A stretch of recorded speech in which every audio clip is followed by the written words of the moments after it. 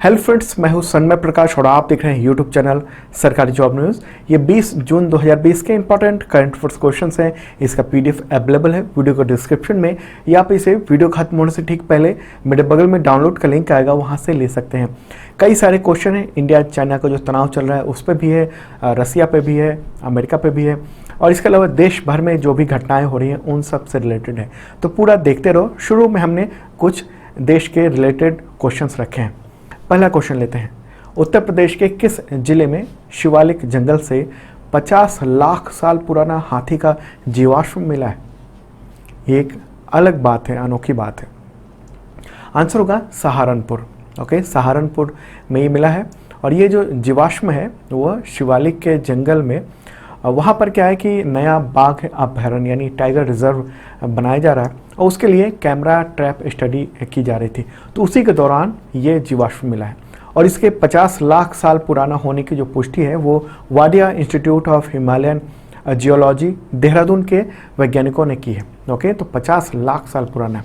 मेरे बगल में आप फोटो भी देख रहे हो, और ये जो जीवाश्म है वो हाथी के जबड़े का है, दाईं ओर के जबड़े का ये जीवाश्म है, और वैज्ञानिक भाषा में इसे स्टेगोडॉन कहते हैं। ओके, और जो हाथी था जिस प्रजाति का उसको, और ये वर्तमान में ये विलुप्त हो चुके हैं। ये 50 लाख साल पहले हुआ करते थे इस तरह के हाथी, और उसका ये जबड़ा है। उत्तर भारत में हाथी के पूर्वज का इतना पुराना जो जीवाश्म है शायद कहीं नहीं मिला होगा। तो उत्तर प्रदेश की बात हो रही है। मुख्यमंत्री कौन है? योगी आदित्यनाथ। ओके, और गवर्नर कौन है? आनंदीबेन पटेल। ओके, चलिए आगे बढ़ते हैं। अगला क्वेश्चन लेते हैं। भारत को संयुक्त राष्ट्र सुरक्षा परिषद यानी यूनाइटेड नेशंस सिक्योरिटी काउंसिल की अध्यक्षता कब मिलेगी?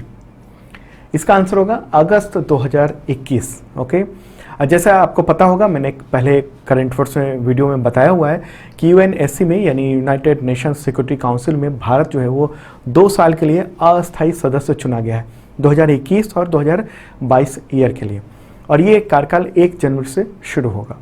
तो हर देश को बारी बारी से 1 महीने के लिए इस परिषद की, इस काउंसिल की अध्यक्षता दी जाती है। ओके, चेयर दी जाती है।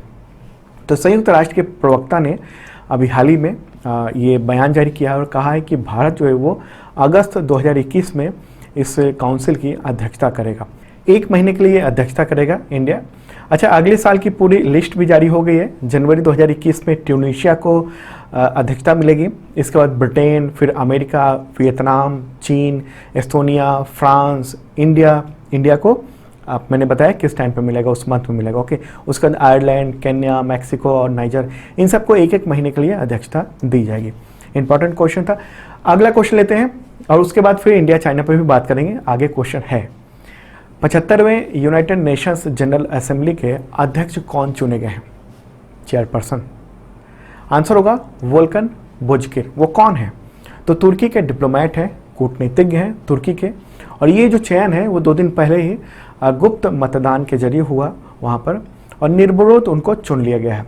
और वो सितंबर में, इसी साल सितंबर में जो यूनाइटेड नेशंस जनरल असेंबली का जो सत्र होगा उसमें अध्यक्षता संभालेंगे। ओके, अभी कौन है इस वक्त महासभा के जो निवर्तमान अध्यक्ष कौन है? तो तिजानी मोहम्मद बंदे वो हैं, उनकी जगह ये ले लेंगे।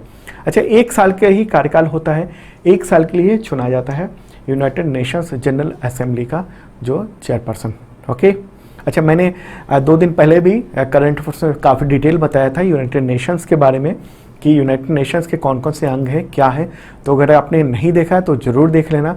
इंडिया जो चुना गया था उसके बाद उसके डिटेल में हमने काफ़ी बताया था। अगला क्वेश्चन लेते हैं, बहुत इंपॉर्टेंट है।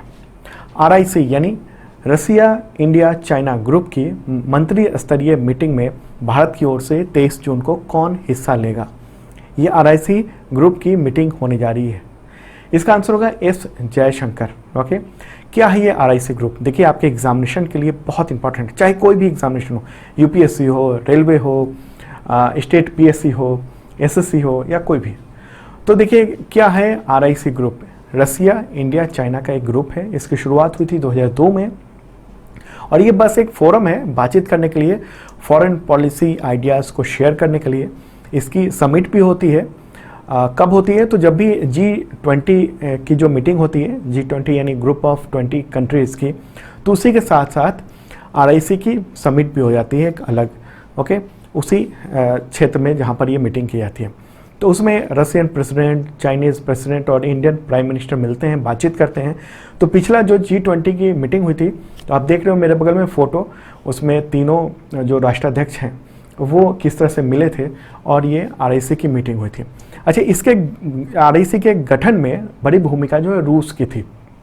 रूस ये सोचता है कि इंडिया, चाइना और रसिया मिलकर एक मजबूत पावर बन जाए, लेकिन इंडिया तो क्वाड ग्रुप में है।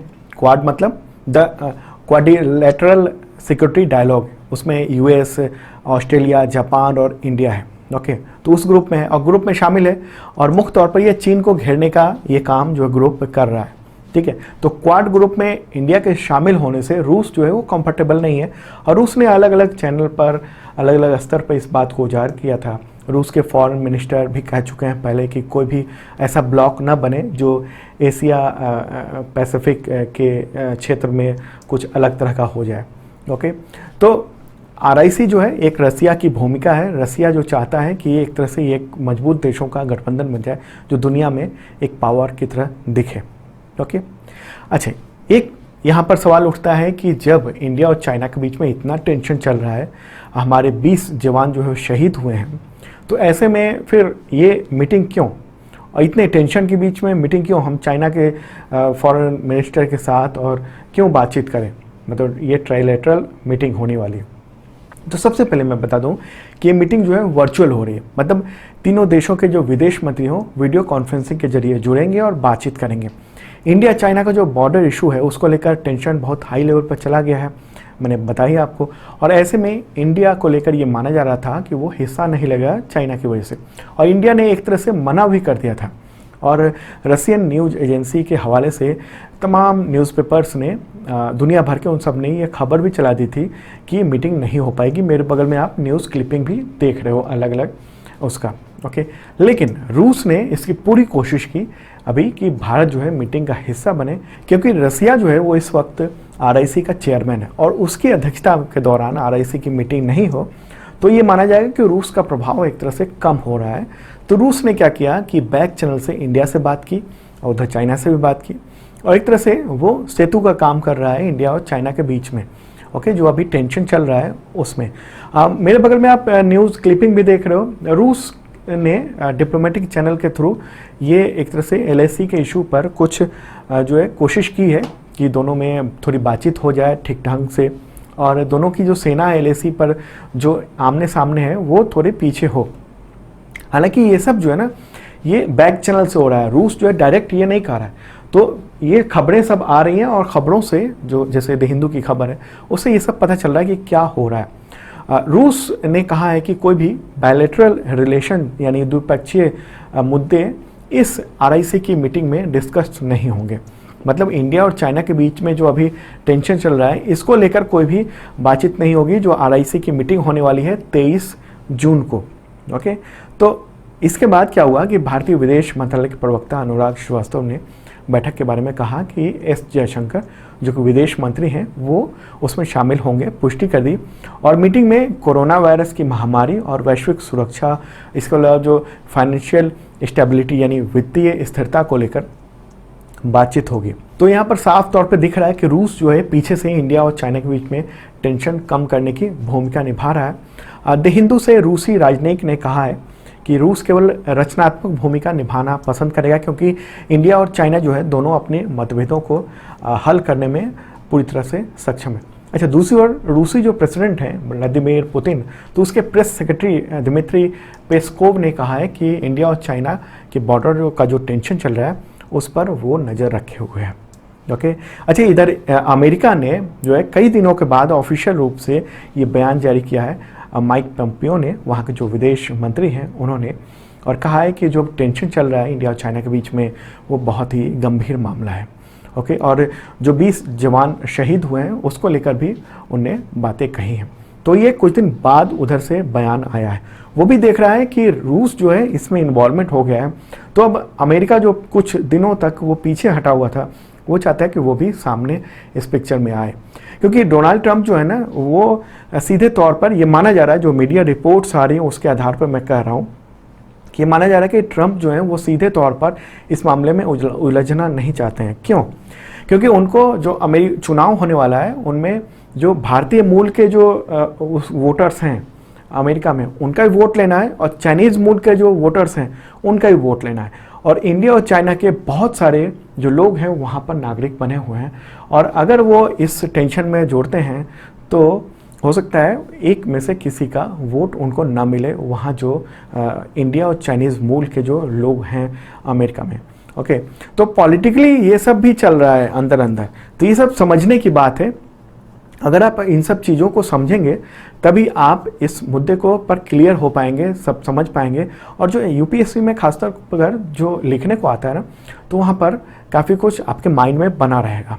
ओके, और दोस्तों पसंद आ रहा हो करेंट अफेयर्स तो ज़रूर लाइक करना, और तमाम दोस्तों को ज़रूर शेयर करना अलग अलग प्लेटफॉर्म पे, व्हाट्सएप, फेसबुक या टेलीग्राम, इन सब पे।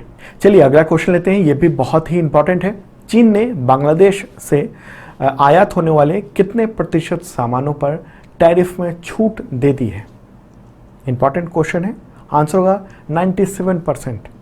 मतलब 97% सामानों पर टैरिफ नहीं लगेगा बांग्लादेश का सामान अगर जाता है चाइना में। ठीक है, देखिए मैं आपको बता दूं, पहले भी मैं कहता रहा हूं कि नेपाल जो है अभी जो भारत के विरोध में जो बहुत सारी भावनाएं वहां उमड़ी है, और नेपाल ने अपनी जो अपना मैप जो है चेंज किया है, तो वो चाइना के कहने पर ही किया है। बहुत सारे ऐसे सोर्सेज हैं, मीडिया में रिपोर्ट्स हैं जो सामने हैं। तो चीन ने पहले नेपाल को भारत के खिलाफ किया, और अब बांग्लादेश से अपने संबंध जो है बेहतर कर रहा है। 15 जून की रात को जब गालवान वैली में भारत और चीनी सैनिकों के बीच में खूनी झड़प हुई थी, उसके ही अगले दिन यानी 16 जून को चीन ने बांग्लादेश के साथ डील कर ली। और इसमें कहा गया है कि 5161 सामान जिनका चीन और बांग्लादेश जो है व्यापार करते हैं, उनमें 97% जो सामान है उसमें टैरिफ की छूट दी जाएगी। तो टैरिफ के बारे में आप लोगों में से बहुत सारे लोग जानते होंगे, जो नहीं जानते उनको बता दूं टैरिफ क्या है। टैरिफ एक तरह का टैक्स है। ओके, जो सामान हम लोग इंपोर्ट करते हैं तो उस पर सरकार वो टैक्स लगाती है। वो इसलिए वो ड्यूटी लगाती है, उसको ड्यूटी शब्द कहते हैं। ड्यूटी इसलिए लगाती है ताकि अगर कोई बाहर से सामान आ रहा है तो इतना सस्ता ना आ जाए कि यहाँ का जो मैन्युफैक्चरिंग सेक्टर है उसको नुकसान हो जाए, उसकी रेट सामान का दाम ज़्यादा हो और बाहर से सामान आ गया उसका रेट कम हो, तो ऐसे में इम्बैलेंस होगा। और ऐसे में क्या होगा कि बाहर के सामान बिकेंगे और लोकल सामान जो है उतना नहीं बिकेंगे। तो ऐसे में अलग अलग सरकारें जो हैं वो ड्यूटी लगाती हैं अपनी कमाई के लिए भी और अपने उद्योगों को बचाने के लिए भी।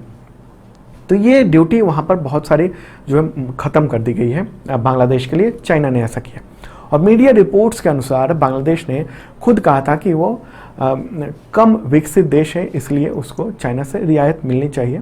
और भारत से जब चीन के जो संबंध बिगड़े हैं उसके बाद 16 जून को वो इस बात पर राजी हो गया, और इसकी खबर जो है कल ही ये सामने आई है, तो पब्लिश हुआ है न्यूज़ इसका। फिलहाल जो है एशिया पैसिफिक ट्रेड एग्रीमेंट के तहत दोनों देशों के बीच में करीब 3000 के आसपास सामानों के टैरिफ पर जो छूट थी पहले से, लेकिन अब बहुत ज़्यादा सामान वो जुड़ जाएंगे।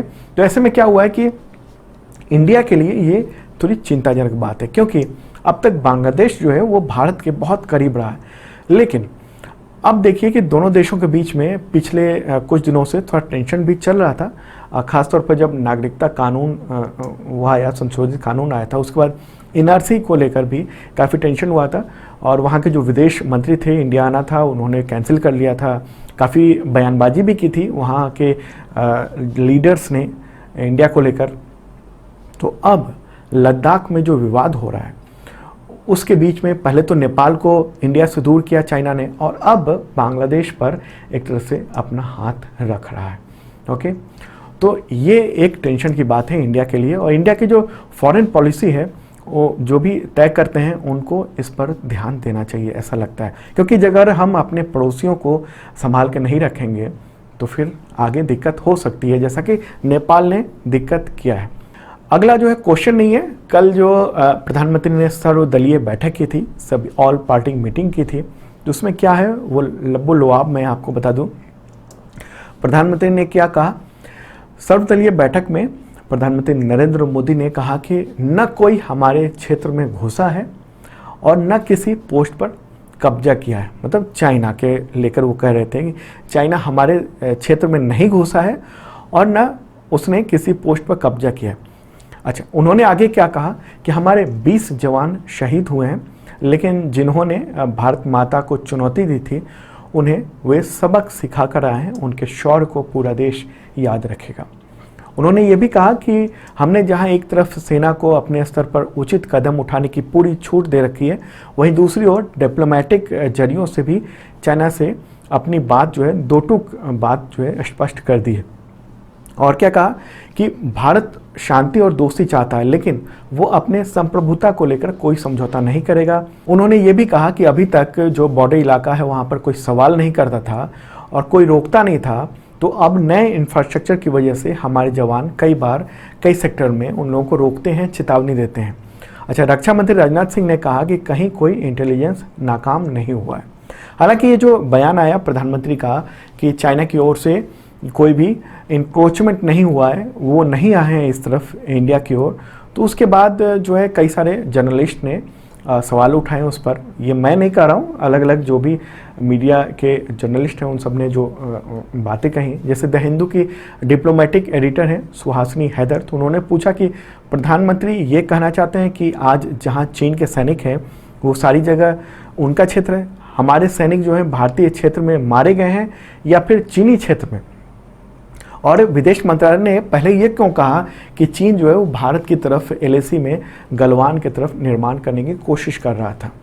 इंडियन एक्सप्रेस के सुशांत सिंह ने ये कहा है कि 20 सैनिक मारे गए, 76 घायल हैं, 10 बंदी बनाए गए थे। किस लिए? मतलब जब कोई विवाद ही नहीं है, जब वो आए ही नहीं अपने एरिया में, जब हम खाली कराने गए ही नहीं, तो फिर ये क्यों हुआ?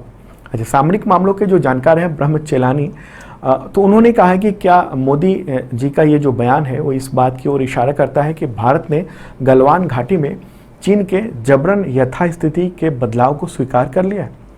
तो ये बात है, ये मैं नहीं कर रहा हूँ, ये जो चीज़ें चल रही हैं वो मैं सीधा आपको प्रेजेंट कर रहा हूँ। ओके, क्योंकि क्या हो रहा है, क्या मीडिया में आ रही हैं, क्या बातें चल रही हैं, ये सब जानना आपको ज़रूरी है। फिर आप अपने विवेक से ये तय कीजिए कि क्या सही है, क्या गलत है, क्या हो रहा है। ओके, मेरा ये मानना है कि मैं जो एग्जैक्ट पोजीशन है, जो भी इंफॉर्मेशन है वो आपको दे दूं। ठीक है, चलिए आगे बढ़ते हैं मुद्दे से थोड़ा अलग। अगला क्वेश्चन लेते हैं, किस राज्य के द्वारा 18 जून को मास्क दिवस मनाया गया? आंसर होगा कर्नाटक। कर्नाटक ने यह दिवस मनाया है कोविड-19 और मास्क को लेकर जो जागरूकता है उसको फैलाने के लिए, मास्क, सैनिटाइजर, साबुन से हाथ धोने, इन सब के बारे में लोगों को बताने के लिए, सोशल डिस्टेंसिंग के लिए। और वहाँ के जो मुख्यमंत्री हैं BS येदियुरप्पा, तो उन्होंने एक मार्च भी निकाला मास्क को लेकर। अच्छा, वहाँ के राज्यपाल कौन है? वजूभाई वाला। अगला क्वेश्चन लेते हैं, विश्व शरणार्थी दिवस यानी वर्ल्ड रिफ्यूजी डे कब मनाया जाता है? वर्ल्ड रिफ्यूजी डे आंसर होगा 20 जून। ओके, देखिए विश्व शरणार्थी दिवस 2020 का थीम क्या है? तो एवरी एक्शन काउंट्स, ये थीम है, एवरी एक्शन काउंट्स। संयुक्त राष्ट्र जो है इस दिवस को 20 जून को मनाता है हर साल, और दुनिया भर में जो शरणार्थी हैं उनकी जो परेशानी है उनको सामने लाने के लिए, उनके बारे में लोगों को बताने के लिए ये किया जाता है। और एक आंकड़ा बता दूं आपको, संयुक्त राष्ट्र के महासचिव हैं अभी एंटोनियो गुटेरेस, तो उन्होंने ये कहा है कि इस वक्त दुनिया भर में 7 करोड़ लोग विस्थापित हैं और शरणार्थी हैं, रिफ्यूजी हैं। बहुत बड़ा आंकड़ा है ये। अगला क्वेश्चन लेते हैं, मशहूर मलयालम लेखक और फिल्म निर्देशक KR सच्चिदानंद का निधन हो गया है 18 जून 2020 को, तो किस बीमारी से जूझ रहे थे? आंसर होगा हृदय रोग, हार्ट डिजीज था। 17 जून को उनका दिल का दौरा पड़ा और उनका निधन हो गया। 13 साल से वो फिल्म इंडस्ट्रीज़ में थे। उनकी पहली फिल्म अनारकली थी जो 2015 में आई थी। ओके, अगला क्वेश्चन लेते हैं, कामाख्या मंदिर में 500 साल में पहली बार बाहरी साधकों के बिना ही अम्बुवाची उत्सव मनाया जाएगा। तो ये मंदिर किस राज्य में स्थित है? इंपॉर्टेंट क्वेश्चन है, मंदिरों से रिलेटेड, प्लेस से रिलेटेड अक्सर क्वेश्चन आते हैं, और इस वक्त कोविड-19 की वजह से ये क्वेश्चन इंपॉर्टेंट हो जाता है। आंसर होगा असम।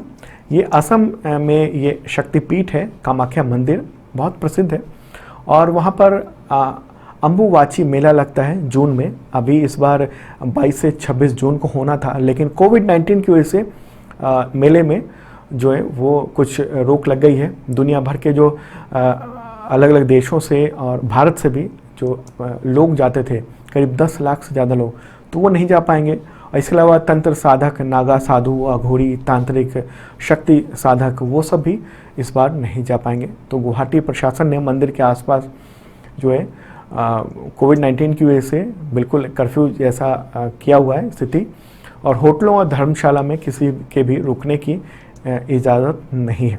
अच्छा, अम्बुवाची जो मेला है वो कामाख्या मंदिर का सबसे बड़ा उत्सव माना जाता है। तो ये भी आप ध्यान रखना कि अम्बुवाची मेला जो है कहाँ लगता है। और इस दौरान देवी की पूजा होती है, योनि के रूप में होती है पूजा, और माना जाता है कि अम्बुवाची उत्सव के दौरान ही माता जो है वो रजस्वला होती हैं, जैसा मीडिया रिपोर्ट्स में कहा है। और इसी वजह से 22 से 25 जून तक इस मंदिर को बंद रखा जाना है। 26 जून को शुद्धिकरण के बाद दर्शन के लिए इस मंदिर को खोला जाता है। तो असम में है ये मंदिर, बहुत इंपॉर्टेंट है, शक्तिपीठ है वो। असम के मुख्यमंत्री कौन है? सर्बानंद सोनोवाल। और गवर्नर कौन है? जगदीश मुखी। ओके, तो दोस्तों ये था इंपॉर्टेंट करंट अफेयर्स। कैसा लगा ज़रूर बताना। क्वेश्चन 10 ही है आज। ओके, और इसका PDF अवेलेबल हो गया है, मेरे बगल में डाउनलोड का लिंक है, क्लिक कीजिए, डाउनलोड कर लीजिए, या आप इसे वीडियो के डिस्क्रिप्शन से भी डाउनलोड कर सकते हैं। और जिन लोगों ने सब्सक्राइब नहीं किया ज़रूर करना, साथ में बेल आइकन दबाना मत भूलना।